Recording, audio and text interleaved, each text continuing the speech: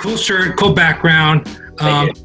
Tell us a little bit more about yourself, your professional background, your educational background, who you are, what you do.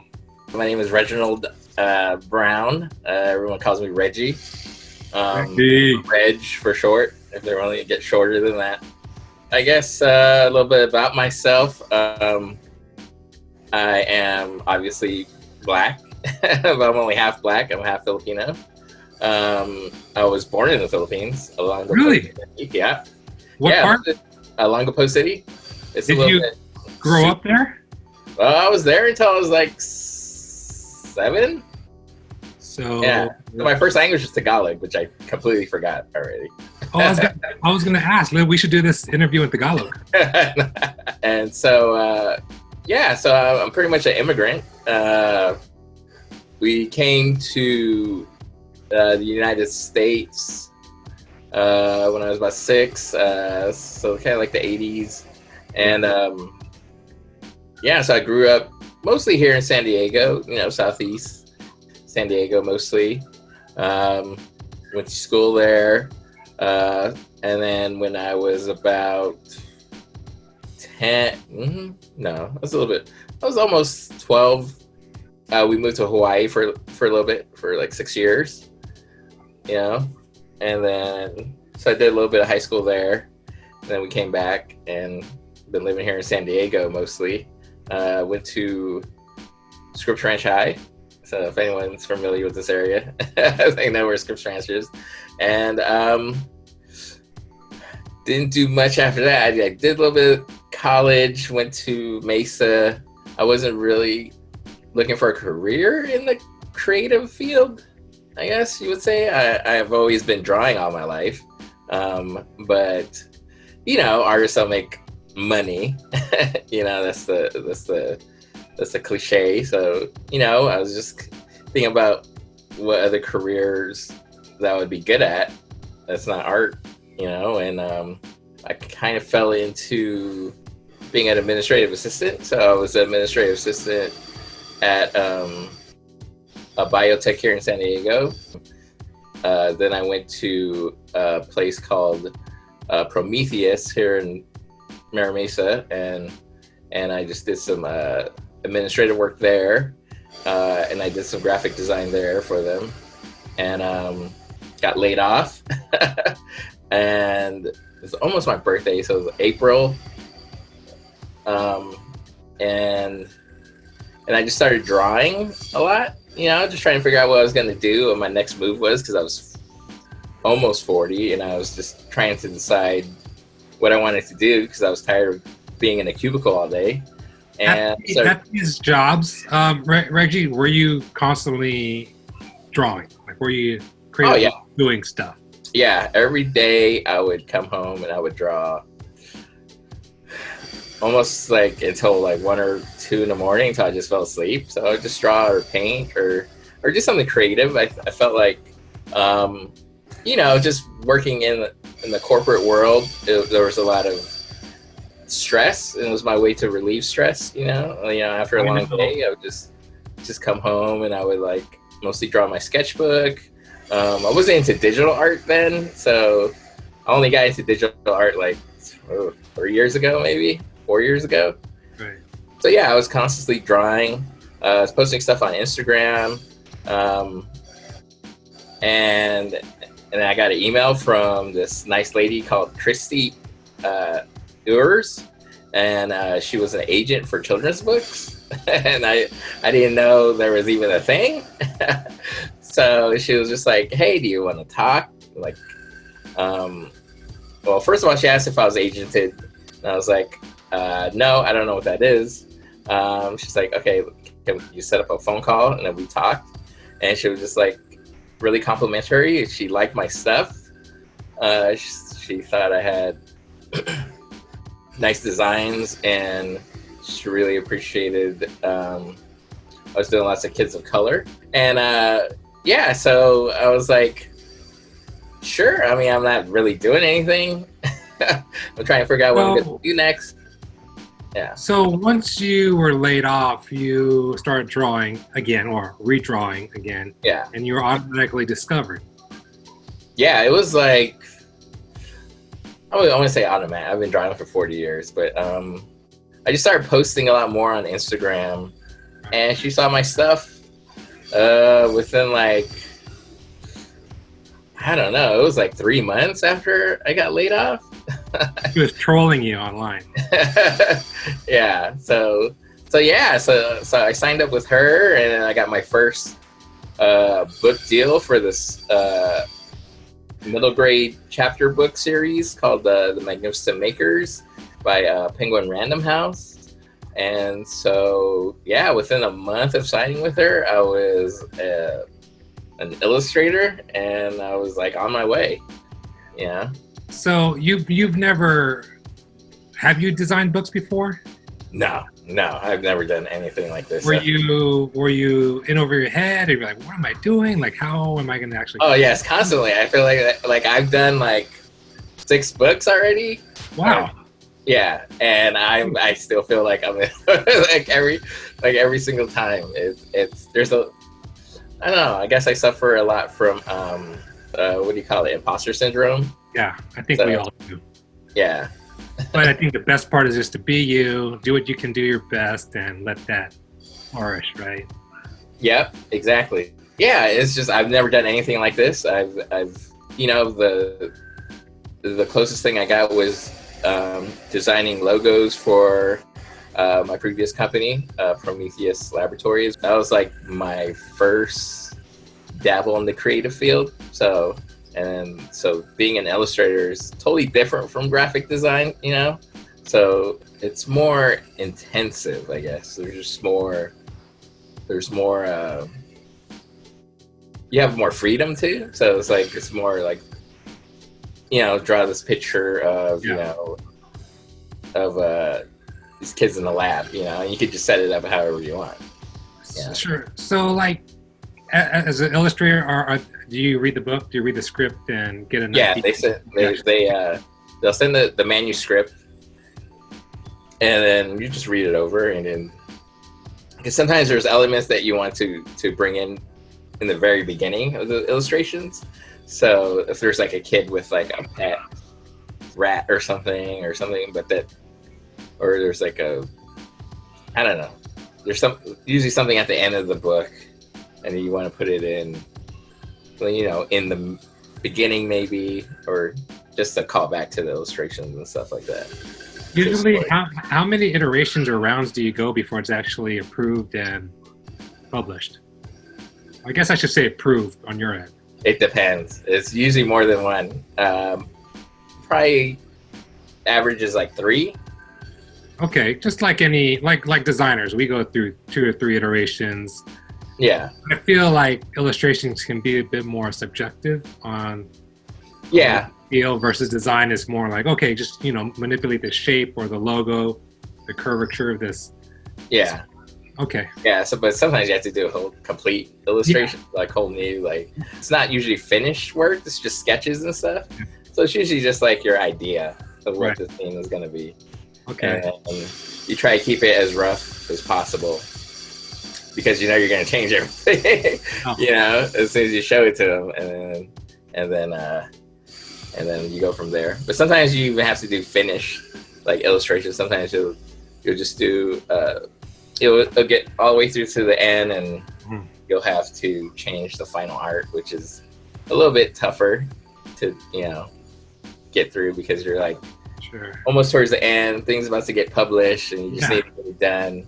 And they're like, oh, we need to change this. So you have to redo everything. So it's like, I think any creative, we have to have thick skin and be able to anticipate these type of moves. All right, cool. So let me ask you about AIGA and our Projecting Futures event that we had a couple days ago. Tell me about how you, first of all, heard about it, and second of all, why you decided to submit a piece.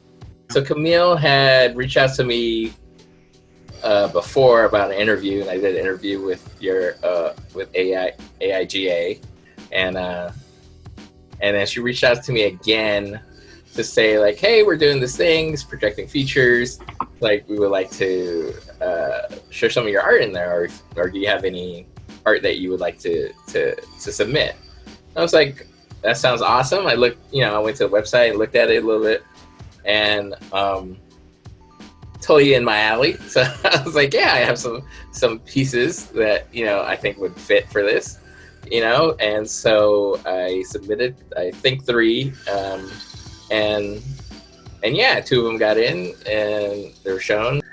Which leads me to my next question. After you got selected, and you see it on this wall and people on the board are starting to recognize it, I want to ask you the concept and the reason behind it. Because obviously there was a statement trying to be told there. Yeah. I guess the first one was little boy in the classroom at his desk. It was my wife's idea. She is a principal at a local public school here in San Diego. I mean, she had a really good point. Like, there's a vast majority of teachers want to go back into the classroom, but they want to do it safely. Mm-hmm. And there's just, like, moving forward until there's like a vaccine or some sort of therapeutics, like, yeah, that piece is like what most people are gonna what school's gonna look like, in the future. That's just how it's gonna be, and it's not good or bad. That's just what the reality is gonna be. When I look at it, you're right. You see this kid at a desk. Yeah. And pretty iconic. Now you have his mask on. Yeah. It's almost becoming a necessity for that child's backpack or face shield. Yeah. Like, that's the new thing on the checklist that, I mean, I'm a parent, and one thing we got to ask, where's your mask? Yeah. So it's interesting how you brought those two together. You talked earlier about being biracial, Filipino and Black. Now, as an illustrator and creative leader in our industry, how do you feel your role and your duties to encourage others of color? Or do you even think about it? I think about it. I think about it a lot, actually. It's kind of forefront in my mind at some points.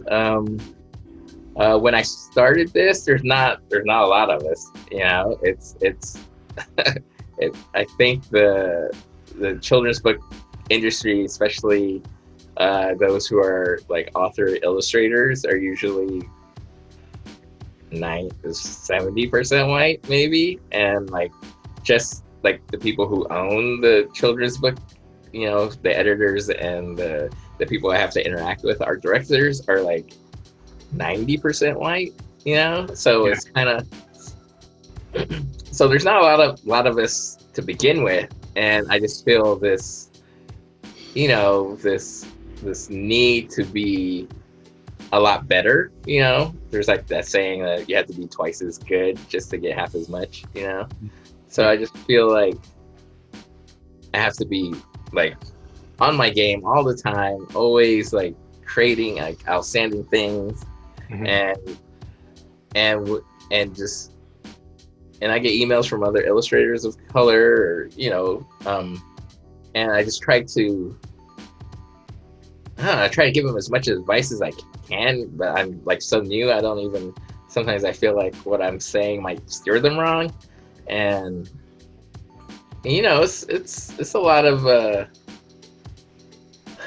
guess responsibility, a lot of things to think about. I can't just think about myself, Reggie, as an artist and just do what I want. I feel like I have to, I'm the representative for a lot of Black artists, in the industry. Yeah, I agree. I feel anytime I put my fingerprint on a project, even now, I mean, I have a similar background where you got laid off, and I was laid off too a year ago. Yeah. I tell this story all the time because I feel like now, 15 years after working a corporate job, and with everything that's happening in our world and the landscape of all this racial tension, I'm starting to educate myself more and starting to realize in my past, I was in these situations where I felt like I could never advance because of my background or the color of my skin. And I never knew that. I just thought it was me not being good at what I do.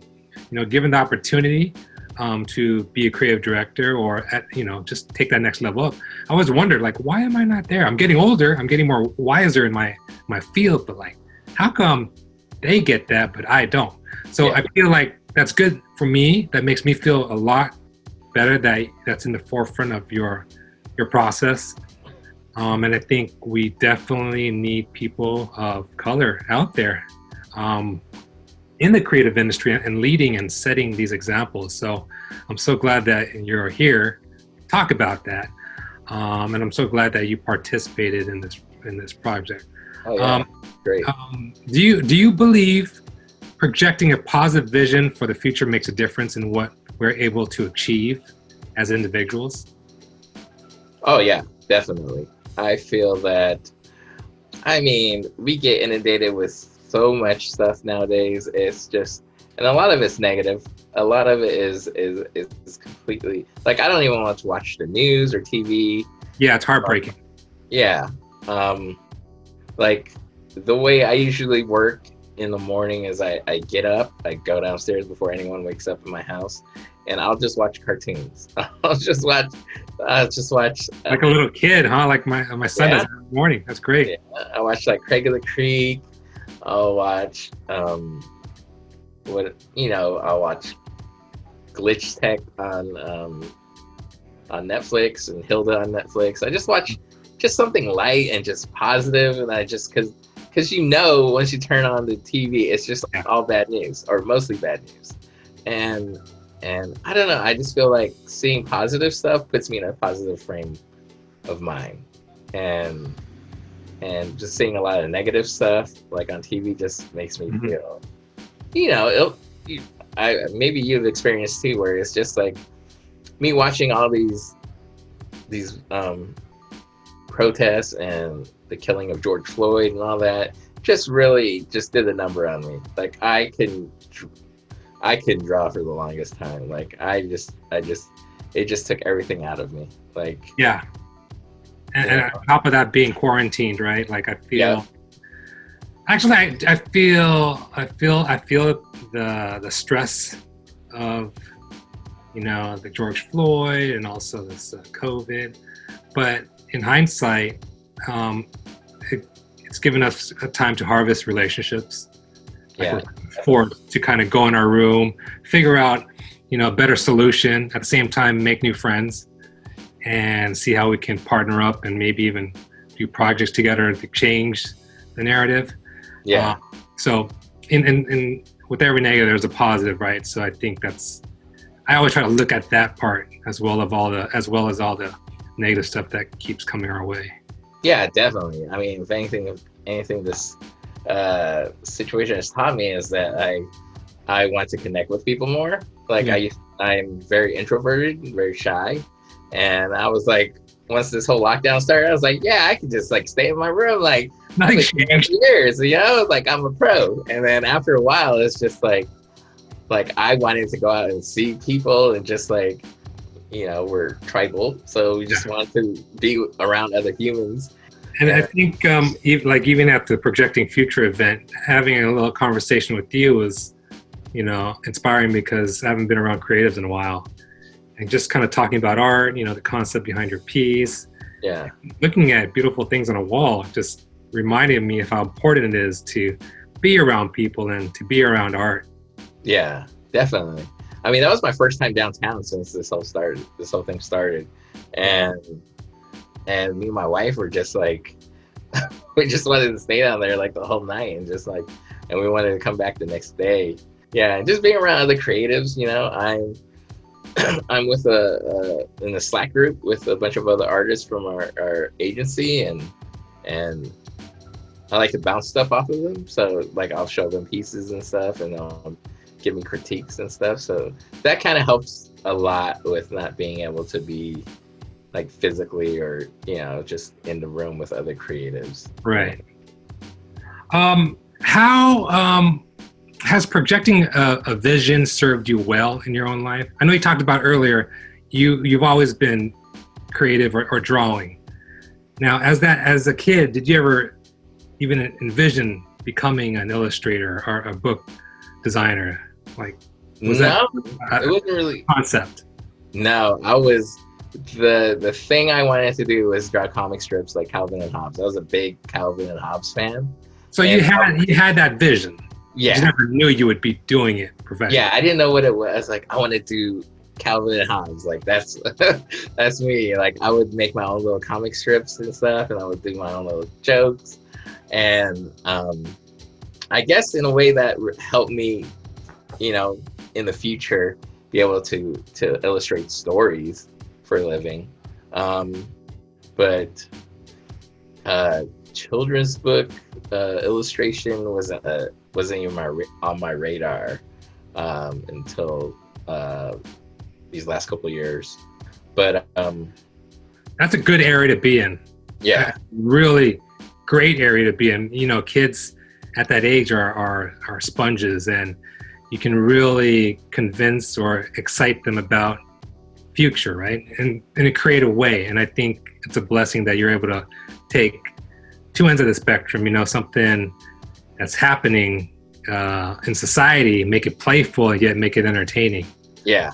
It's a pretty cool job. You know, I was just working on a Christmas book right now, and you know, and just kids are just, you know, they have their problems that they have to deal with are complex, but also it's kind of,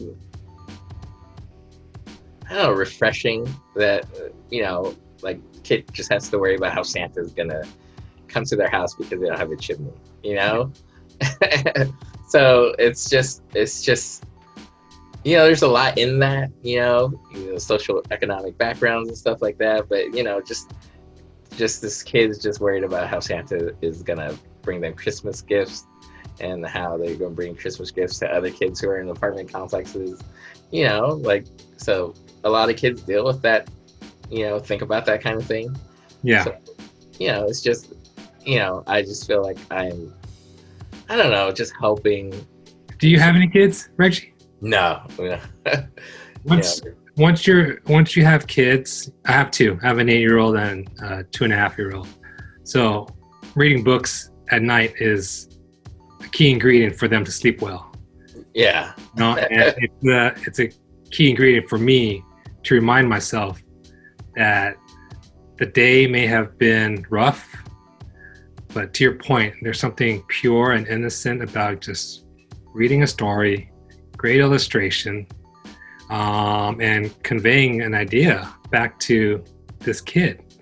You know, and for me as a parent, it's always like, you know, we have to pay bills, you know, we gotta like car payments, and where are we gonna get money to like buy food, stuff like that, right? But yeah, like, definitely. To your point, where's a chimney, Dad? Like that's the biggest problem at that moment. The kid is thinking about, like, where else Santa gonna come down? Exactly. Yeah. It just you know, it just tells me that my problems aren't that big. You know, it's like, you know, everybody worries about all sorts of things. And they say kids are the future, and with the AIGA event that we just put on last week, projecting futures. What role can something like projecting futures play in today's society, or at this point in our history? Because obviously we're in a really important time with the election coming around. As a creative, as an illustrator, you know, these ideas of projecting a concept or a story, how something like that, projecting futures, a key role in what's happening now? I think it can play a role in being a positive force for just driving different positive messages to people. There was one slide there that I really gravitated to, was the Tijuana San Diego graphic that would intersperse the San Diego and Tijuana until it became one word. And I really like that one. And I think this piece behind me, it's called Black Joy is Resistance. I think it can send a message, just different messages to different groups of people saying like, yes, we have to be active, we have to stand up for what we believe in, but we can also have, just have joy, and that's also a form of resistance. And that also helps, with this whole situation that we're in. And I just think projecting futures is part of that. It just helps, in its way to move a positive message forward. That's awesome, because even as a designer and being part of AIGA and running the director of education sector of it, it all starts with the younger generation. I feel even as I gotten older, and again, having 2 kids is kind of like slapping me in the butt to say like these kids are pretty much the future, and which is true, because if you groom them young and educate them well, they're going to make wiser decisions. And whether it's in the industry or in political activism, I always feel like it starts with drawings like that in the background you got going on. Kids, like really young kids pick up stuff really, really fast. I was really surprised about the activism and the social justice aspect of the kids who are younger than me, like in their 20s, and it was really something, because seeing all these protests for Black lives and stuff, it would usually be a lot of Black people or Black or brown people, but like this, it's been a lot of white kids out there, and they're really passionate, and it's just like, so that's interesting to see, that happening. So yeah, I'm excited, but also kind of not nervous, but like, where is this gonna go, right? Like, hopefully I'm around to see where it goes and see some change. Okay, so what advice do you have for others who want to create a change for themselves but don't know where to start?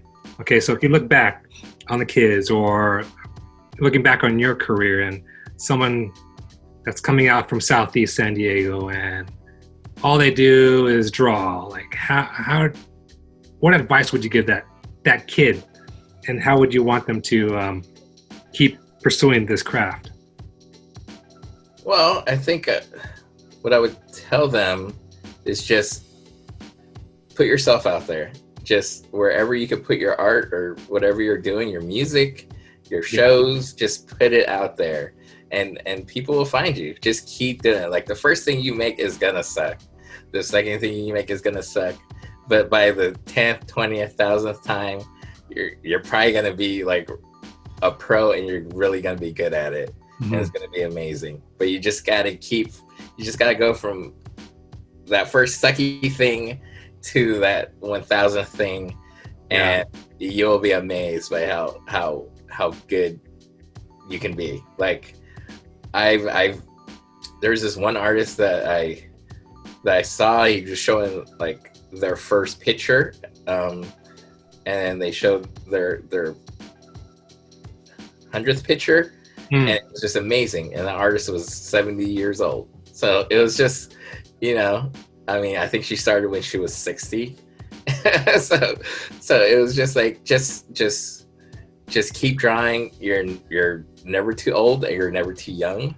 So just whatever you want to do, just start doing it. People are going to poo-poo whatever you're doing, or just, they're not going to understand what you're doing, but just do it anyway. Because, as my dad told me, there's only room for one person in a casket, and we're all gonna go. We're all gonna be alone when it's our time. So just, those other people aren't gonna be there with us. So just like, this is your life. So that's great. I'm gonna remember that, Reggie. with that said, do you have one of your earlier drawings when you were a kid laying around there in your studio? No. I would never show that. I have this mantra that I don't like to keep my old stuff. I feel like my best drawing is ahead of me. You know, my best piece of art is ahead of me. And so all the stuff that I have, like all my sketchbooks, I would just throw them out. What? I mean, I might have a picture of like an old drawing from like 2015. And that's about it. That's like digital.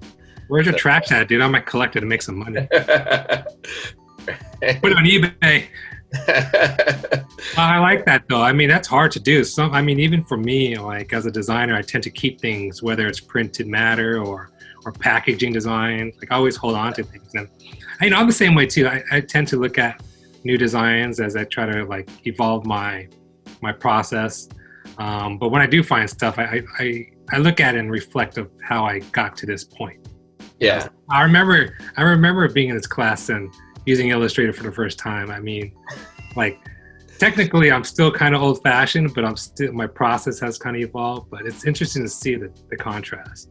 Yeah. I mean, moving forward, I'll probably keep some of this older stuff, but like it's definitely bit me in the butt because I wanted to like, I don't know how it came up. I wanted to show my wife some old thing I did. Yeah. And the only way I could do it because I had thrown everything out was like to go through Facebook. Just like scroll all the way back, just keep scrolling back until I can find like this picture, I guess. So yeah. It's just, I don't keep like any of my physical sketches are just long gone. It's all digital now. So.